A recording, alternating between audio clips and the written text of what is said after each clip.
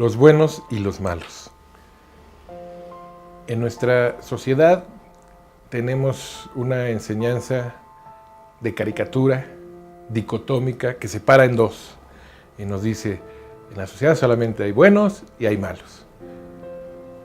Y si nos ponemos en serio a la labor de dividir, vamos a hacer un muro como el de Trump entre los buenos y los malos. El problema es que ese muro va a pasar exactamente en medio del corazón de todos los seres humanos, porque todos los seres humanos tenemos el potencial para el bien y también tenemos el potencial para el mal. A veces los podemos hacer de la manera más deliberada, pero también podemos hacer el peor mal o el mayor bien mucho sin darnos cuenta. Entonces, hoy en día hay un marco ético que la humanidad definió a mediados del siglo XX, aunque viene desde la Revolución Francesa, que es el marco de los derechos humanos. Los derechos humanos son de todos. ¿Qué son los derechos humanos? Los derechos humanos son el horizonte al que aspiramos de cómo puede ser la vida humana cada vez más digna, cada vez que tenga más sentido vivirla, pues es en la medida en que los derechos humanos sean cada vez más vigentes. Entonces, los derechos humanos no son los derechos de los buenos contra los malos, porque no existen los buenos puros y los malos puros. Los derechos humanos son los derechos que todos tenemos en la situación en la que estemos. Ahora, hay situaciones en las que estamos a veces, en donde en esa situación estamos realmente teniendo que hacer, digamos, el papel del malo, por ejemplo. A veces podemos haber cometido inclusive un delito. Bueno, cuando yo cometo un delito, porque el maestro Álvaro Bunster, cuando tomé un curso con él de Derecho Penal, él era un gran penalista chileno, nos decía: cuando yo empiezo mis clases de Derecho Penal, yo le digo a la gente, a todos los que quieran tomar Derecho Penal, si alguno de ustedes hay un delito aquí que creen que no podrían cometer en cierta circunstancia, no deben estudiar Derecho Penal. El Derecho Penal no es para los ángeles, para que castiguen a los demonios, no. El Derecho Penal es para que los seres humanos pongamos límites a nuestros comportamientos. Nosotros somos humanos, nosotros hacemos el derecho penal y nosotros somos los sujetos del derecho penal, tanto como víctimas como victimarios según la situación.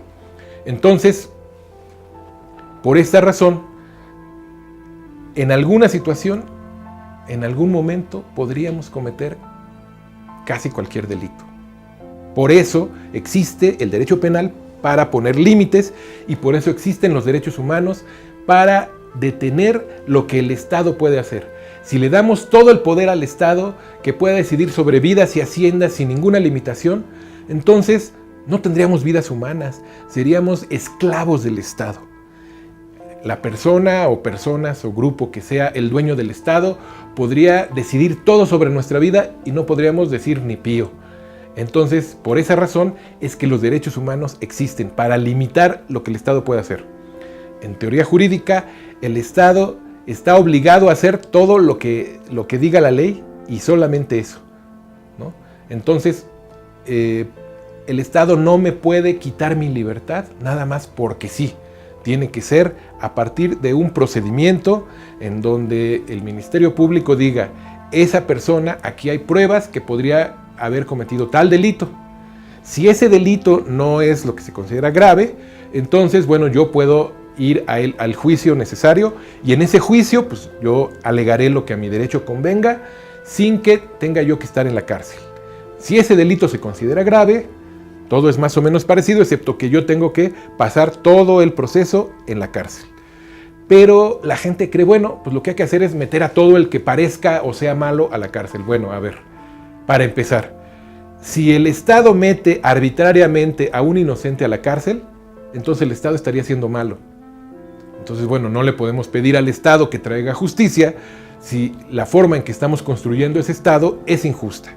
Por eso, las víctimas tienen derechos y también los victimarios tienen derechos. Tenemos derechos diferentes. La víctima tiene a su favor el derecho penal. porque si se prueba que la persona es culpable de haber hecho de lo que se le acusa, bueno, pues tendrá que pagar la pena que la ley establezca. Y por otra parte, el acusado, si a ti te acusan justa o injustamente de cualquier cosa, tú también tienes tus derechos humanos. No son los derechos de la víctima, son diferentes. Son los derechos humanos, que esos todos los tenemos. ¿Son derechos a qué? Bueno, a que si me van a acusar de algo, me lo prueben. ¿Ante quién? Ante a una autoridad responsable, y que si esa autoridad se llegara a equivocar, pues que yo pueda apelar en segunda instancia y hasta tercera instancia en la vía penal, en el amparo, a diferentes autoridades que pudieran corregir si yo creo que hubo una injusticia, que algo no se procesó de manera correcta. Por ejemplo, si durante el juicio me torturaron y yo puedo demostrar que me torturaron, pues ese juicio pierde validez, porque un juicio basado en la tortura no está realmente encontrando a un culpable, sino que lo está fabricando, y entonces hay un crimen ahí, y el crimen es el crimen de la tortura, y quien me haya torturado es en ese caso culpable del crimen de tortura y de desviar la justicia. Son dos crímenes diferentes. Uno, porque la tortura está prohibida, y dos, porque desviar la justicia pues nos quita la justicia a toda la sociedad. Entonces, por eso no se vale aplicar la tortura, porque la tortura no hace que la gente te diga la verdad, ni siquiera. Está comprobado que la tortura no es eficaz como medio de llegar a la verdad. Por eso los derechos humanos prohíben la tortura. Entonces a veces decimos, bueno, ¿por qué protegen los derechos humanos a el Chapo? Bueno, los derechos humanos no protegen al Chapo más de lo que te protegen a ti. Lo protegen